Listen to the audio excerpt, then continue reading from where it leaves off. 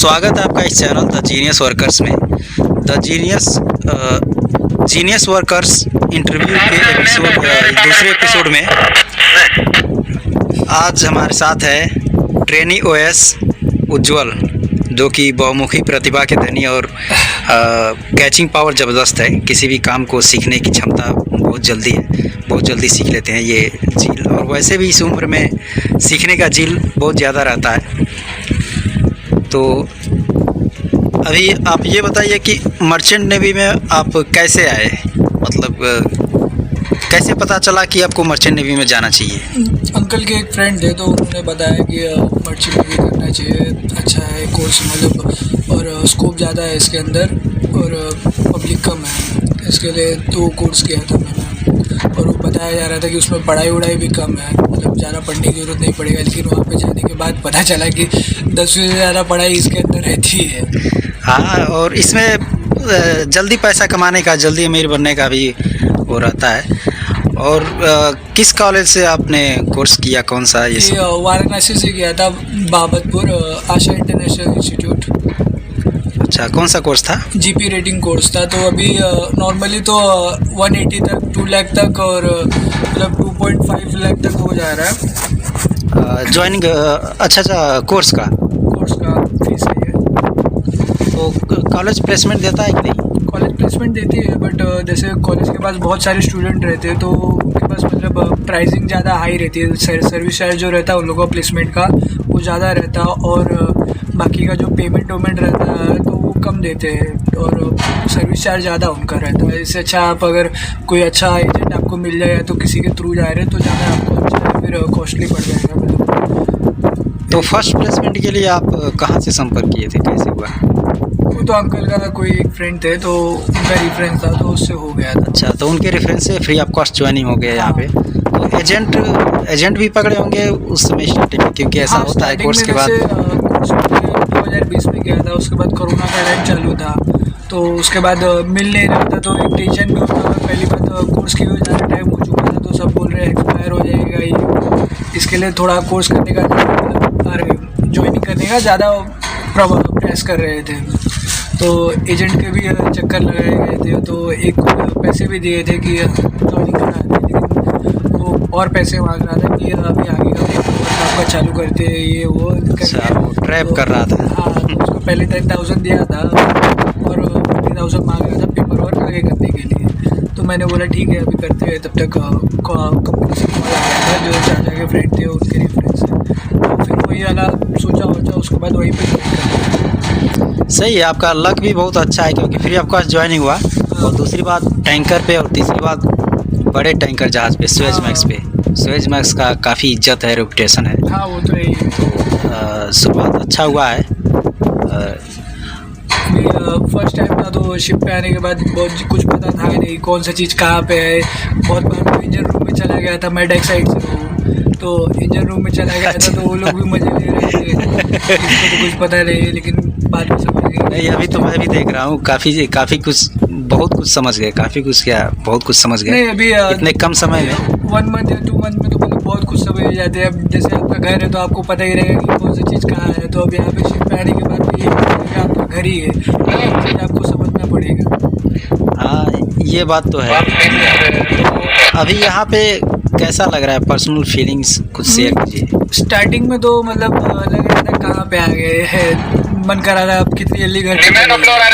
लेकिन धीरे-धीरे तो अब उनकी भी आदत होती है कि वो अच्छे हैं, ये है, थोड़ा उनके भी मतलब लाइफ एक्सपीरियंस के बारे में जाना जाता है। वहाँ पे कितना मंथ्स हुआ उनको भी देखा जाता है। कोई 9 महीने रहता है तो हम क्यों नहीं रह सकते? हाँ, मतलब मेंटली एडजस्टमेंट हो गए। उसके बाद धीरे-धीरे वो आपस में तालमेल ज़्यादा बन जाता है, तो मतलब घर की तरह ही लगता है, क्योंकि वो भी एकदम फ्रेंड जोन में हो जाते हैं। तो जो बातें रहती है शेयर होती है, मतलब ऐसे भी नहीं कि ज़्यादा शेयर हो। हाँ, मतलब इमोशनली घुल मिल गए, तो इमोशनली जहाँ घुल मिल जाएंगे वहाँ ऐसा ही करना चाहिए, क्योंकि जहाज पे अगर हम किसी से बात नहीं करेंगे तो फिर दिन काटना मुश्किल हो जाएगा। हाँ, वो साइको टाइप लगेगा। तो सही है, यहाँ पे बातचीत करने से, इमोशन का आदान प्रदान होने से, आपस में मिलजुल के रहेंगे तो फिर टाइम भी जल्दी बीतता है और काम भी आपको हेल्प हो जाएगी कि हाँ, सामने वाला हेल्प कर रहा है, आपको बता रहा है, नई नई चीज़ें सीखने मिलेंगी। स्टार्टिंग में आपको यही करना चाहिए कि एक दूसरे का चाहिए और रिस्पेक्ट, मेन चीज़ तो रिस्पेक्ट दे के बात करनी चाहिए, क्योंकि आप नए एक तो और बाकी जो पुराने आप उनको रिस्पेक्ट नहीं देंगे। हाँ, रिस्पेक्ट तो कोई ज़रूरी होता है, सिखाएगा नहीं क्योंकि आपको। प्रणाम से परिणाम ज़रूर मिलता है। तो ये रिस्पेक्ट तो वैसे भी इंडियन कॉम्प्लीमेंट है, तो उनमें ये थोड़ा रहता है। और काम की बात आ गई है तो फिर ये बताइए, नॉर्मल डेक वर्क में क्या काम रहता है? ड्यूटी कितने बजे की? ड्यूटी तो स्टार्टिंग में 8 बजे मॉर्निंग से स्टार्ट होता है और ऑफ जो है 5 बजे होता है। यहाँ पे 3 बार ब्रेक मिलता है। एक बार 10 बजे से 10:30 बजे तक मिलता है, टी टाइम मिलता है। अच्छा। उसके बाद 12 बजे से 1 बजे तक आपको लंच टाइम मिलता है। उसमें आप रेस्ट भी कर सकते हैं और बाकी है खाना वाना वो उतने टाइम में करके आपको फिर से डेक पे जाना रहता है। उसके बाद 3 बजे आपको टी टाइम मिलेगा, उसमें आप चाय वाय फ्रेश होकर फिर से डेक पे सारी चीज़ ले जाते हैं। उसके बाद 5 बजे ऑफ होता है, कभी कभी 5:30 हो जाता है, शाम के ऊपर है। हाँ, और रिक्वायरमेंट के हिसाब से सिक्योरिंग करते करते हुए हो जाता है। तो और क्या क्या काम रहता है डेक वर्क में? मेनली तो क्लीनिंग के लिए रखता है, क्योंकि ट्रेनिंग वैसे तो हम हार्ड काम दे नहीं सकते, तो इसके लिए मेन क्लीनिंग का ही काम देते हैं। कहीं पे ऑयल गिर गया या फिर कहीं पे रैश है तो वो सब हमें निकालना पड़ता है।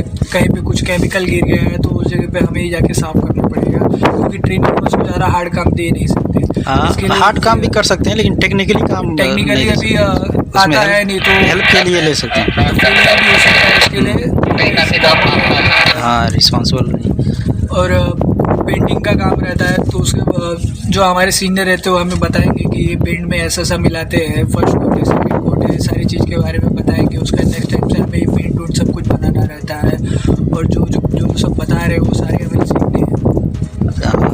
अच्छा, हाँ, वो चिपिंग मतलब सरफेस तैयार करना, फिर उसको से फर्स्ट कोर्स स्टार्टिंग में चिपिंग के बारे में पता रहता है ना, बफिंग के बारे में पता रहता है कैसे क्या किया जाता है। अभी वहाँ पे कॉलेज में आपको बस प्रैक्टिकल मतलब क्या बोलते हैं उसके पढ़ा देते हैं, सैद्धांतिक थियोरेटिकल खाली पढ़ाते हैं, बट यहाँ पे आके आपका प्रैक्टिकल होता है।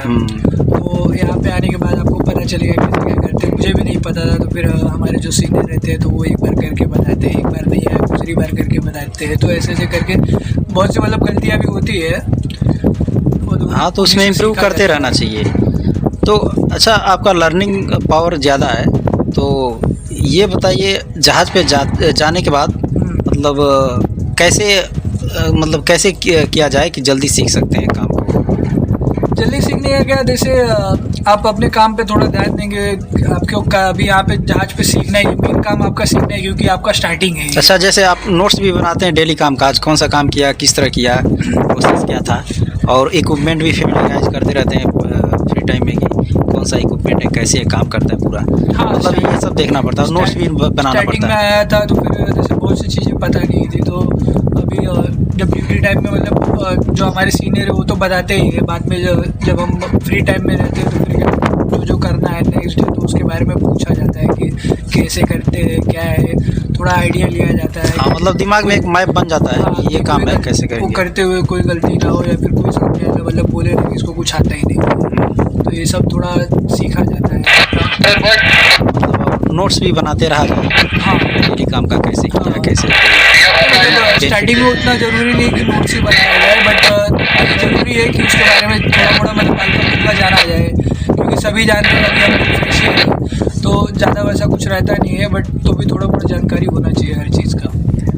अच्छा, और सैलरी आपको कितना मिलता है इधर? अभी स्टार्टिंग है तो मतलब हमारी जो कंपनी है वो 4 मंथ्स की कॉन्ट्रैक्ट देती है और 10,000 सैलरी देती है स्टार्टिंग में। अच्छा, हाँ, तो सही है, क्योंकि बिना एजेंट का फ्री ऑफ कॉस्ट ज्वाइनिंग हुआ है, और देखा जाए तो ज़्यादा जीआरटी का था तो इसके लिए ज्वाइनिंग भी कर लिया था। हाँ, सर्विस चार्ज था तो अब फ्रेशर के लिए स्वेज मैक्स मिल रहा हो तो उसमें तो फ्री में भी कोई काम कर लेगा, yes. सैलरी ना मिले तो भी कोई दिक्कत नहीं। बिकॉज मेन जीआरटी और सी एक्सपीरियंस जरूरी होता है, और अच्छे जहाज़ का, वही टैंकर का, और एफसी वेसल है। और इसके लिए बहुत से लोग एजेंट जो है आपका 4-4 लाख रुपए 4.5 लाख रुपए चार्ज करते हैं। हाँ, मैं और तो सुन रहा हूँ 5 लाख तक 5-6 लाख तक मांग लेते हैं सब। और कहीं कहीं पे सैलरी आपको इतना पैसा देने के बाद जो है आपको 5,000 रुपये 10,000 रुपये सैलरी मिलता है, तो आपने जितना पैसा दिया है उसका मतलब आप काम करते हो तो भी मतलब निकल नहीं पाता पैसा। आप यहाँ पे फ्री में काम कर रहे हो और जो एक्स्ट्रा पैसा देगा है वो तो गया ही। मेन बात है कि कभी कभी एजेंट 5-6 लाख रुपए लेके स्क्रैप जहाज पे भेज देते हैं या फिर किसी हाँ, जहाज पे वो फ्रॉड कर देते हैं। इसके लिए अभी आप किसी अगर एजेंट के बारे में मतलब पूछ रहे हैं, आपको शिप के बारे में वो बता रहा है, तो शिप का आप मतलब एजेंट से भी जानकारी लें, उसके बाद वो शिप के बारे में जो है ऑनलाइन नेट पे भी डाल के देखिए ये शिप कभी का बना है कि है, वो आपको सब नेट पे जानकारी मिल जाती है। तो ये सब खाली एजेंट के भरोसे मत रहे, अपना भी दिमाग चलाइए और नेट पे सर्च कर लीजिए, और जो मतलब एक्सपीरियंस बंदे हैं जो जहाज में है, तो अगर आपके कॉन्टैक्ट में है तो उनसे भी एक बार मतलब पूछ लीजिए कि यहाँ पे जाना चाहिए नहीं जाना चाहिए, क्योंकि उसके पास एक्सपीरियंस है तो आपको वो भी थोड़ा आइडिया देगा कि हाँ ये ज्वाइन कर लो आप, ये कंपनी ठीक है बराबर है। ये सब जानकारी पहले लेनी चाहिए ज्वाइनिंग से पहले। हाँ, ये मर्चेंट नेवी में इंफॉर्मेशन बहुत ज़रूरी होता है, नहीं तो हर जगह ठग बैठे हुए हैं। हाँ, नहीं तो आप ज्वाइनिंग कर लेंगे, आपको पता चला आपने 4 लाख 4.5 लाख रुपया दिया है, आपका 9 मंथ्स का कॉन्ट्रैक्ट है और आपने ज्वाइनिंग भी कर लिया, उसका 1 मंथ के बाद पता चला आपका स्क्रैप में चला गया, तो आपका जो पैसा आपने दिया वो तो पूरा डूब गया। और बाद में एजेंट को आप बोले तो आप एजेंट बोलेगा मैं तो खाली बस चढ़ाने का काम था मेरा, बाकी का हाँ, वो तो पल्ला झाड़ लेगा। ऐसा मैं भी बहुत देखा हूँ, बहुत सुना हूँ कि ज्वाइनिंग हो जाने के 10-15 दिन बाद बंदा वापस भेजा जाता है। तो ऐसा होता रहता है। आपका ज्वाइनिंग जेन्युइन हुआ है, अच्छे कंपनी में हुआ है, अच्छे शिप पे हुआ है।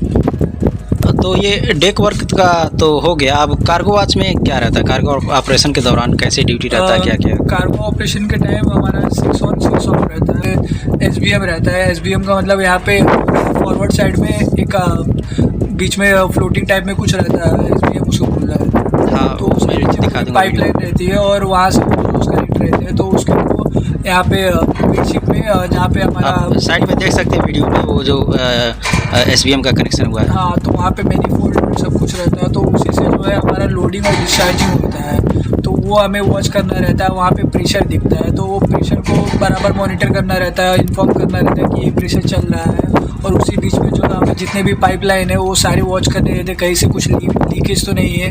ड्रेसर कपलिंग है, तो वो जो ड्रेसर कपलिंग है वो वेदर के हिसाब से थोड़ा आगे पीछे होता है, तो वहाँ से कहीं लीकेज वूकेज नहीं हो रहा है, ये सब देखना रहता है। SBM पे हमें बताना रहता है कि कितना जो हमारा मतलब पोजीशन कैसा है, तो वो सब आप यहाँ पे शिप पे आएंगे तो हर जगह अलग अलग मीटर रहते हैं, जैसे 50 मीटर और 60 मीटर ही रहते हैं मेनली।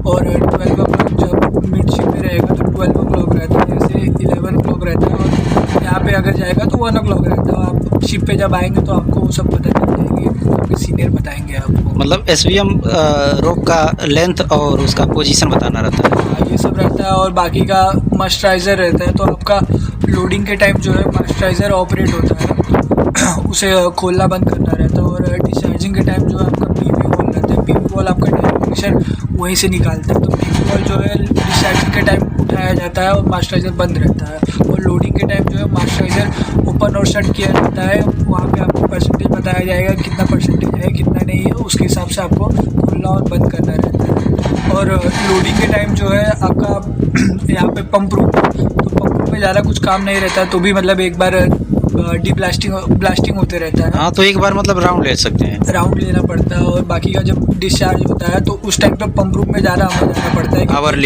आवरली जाना पड़ता है, क्योंकि वहाँ पे मेन पंप का ही काम होता है। हमारे सारे पंप जो है वर्किंग करते रहते हैं, तो कहीं से लीकेज नहीं है कुछ नहीं, पंप रूम में जाके हमें देखना पड़ता है।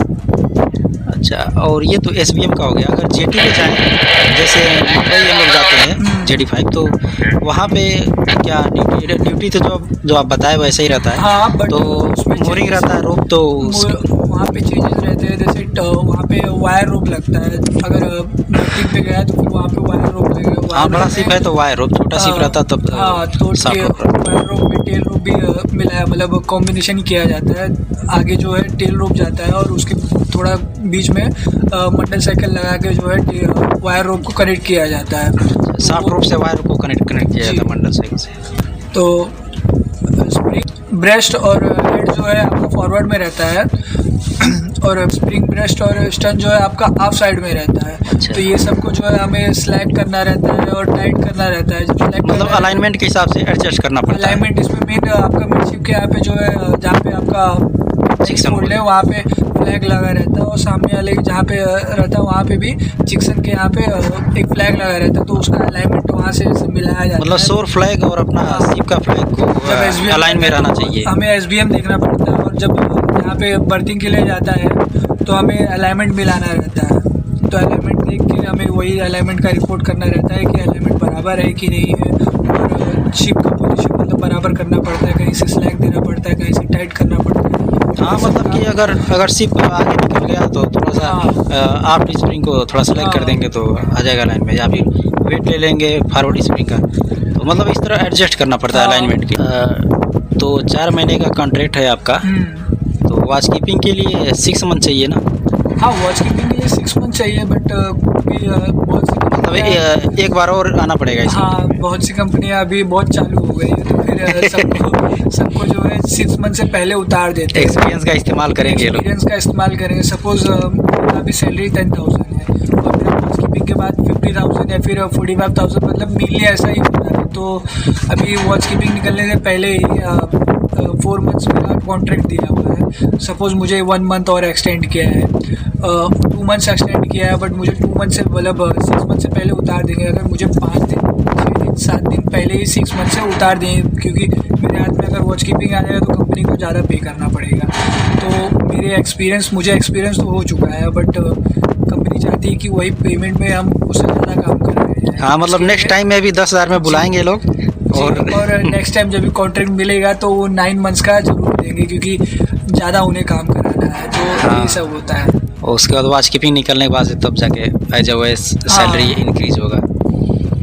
तो ठीक है, ओएस ट्रेनिंग ओएस, फिर ओएस, फिर उसके बाद से एबी, और एबी के बाद मतलब टोटल अगर 36 मंथ का कॉन्ट्रैक्ट हो गया तो सेकेंड मेट का COC भी निकाल सकते हैं। जी, इसीलिए जो है हमें मतलब कंपनी से प्यार नहीं करना चाहिए, बल्कि अपने काम से प्यार करना चाहिए, क्योंकि अगर काम आएगा तो कंपनी बहुत से मिल जाएगी। और हाँ, ये कंपनी से प्यार करें तो कंपनी कभी भी उतार सकती है। कंपनी सिर्फ अपने लिए अपने बारे में सोचती है, तो हमें भी अपने ही बारे में सोचना चाहिए, बाकी काम तो ईमानदारी से ही करना चाहिए। और आप मुझे ये जीनियस वर्कर के चैनल के थ्रू देख रहे हैं, तो आप कुछ सीखे तो उसके लिए धन्यवाद। और आपको हमारे साथ जुड़ने के लिए बहुत बहुत धन्यवाद। भगवान करे आपका सपना साकार हो और इसी तरह लक अच्छा बना रहे और अच्छी अच्छी कंपनियां मिलती रहे। Thanks and best of luck. Thank